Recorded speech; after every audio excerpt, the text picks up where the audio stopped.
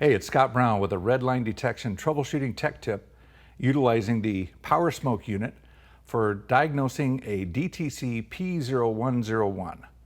That is an airflow performance DTC. The vehicle we're working on here is a 2013 Chevrolet Cruze 1.4 liter turbocharged engine RPO LUV.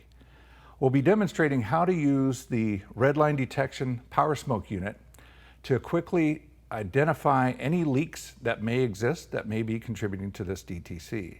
So what is this DTC all about? It is an airflow irregularity, and if we look at the airflow system, the mass airflow meter is only sampling a very small portion of the air actually entering the engine, not the entire amount of air.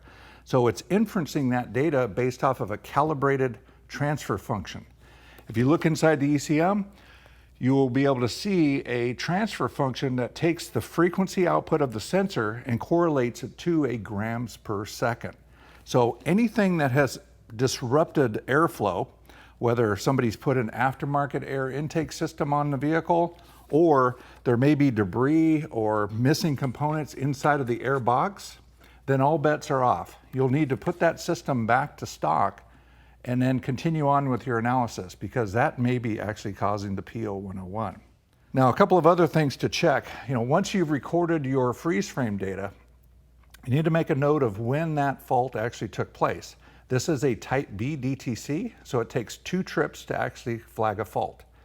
This failure has to exist for about 2 seconds, where it doesn't correlate with the estimated airflow that exists inside the PCM's calculations.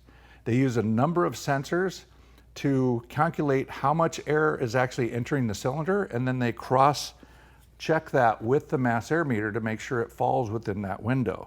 So any variation in engine flow or sensor output can cause this DTC.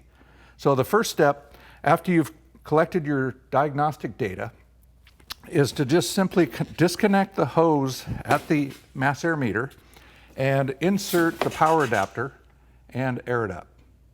This will create an airtight seal and will allow you to then connect the PowerSmoke unit and add pressure and smoke to the system.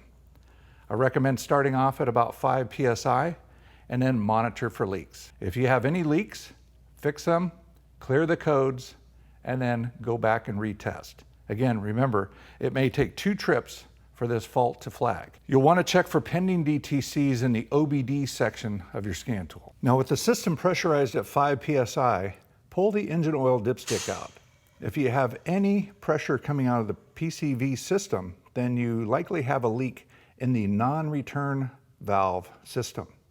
Look for our DTC P0101 video on troubleshooting that particular situation. So that's a look at troubleshooting DTC P0101. If you have any questions or comments, please leave them below, and thanks for watching.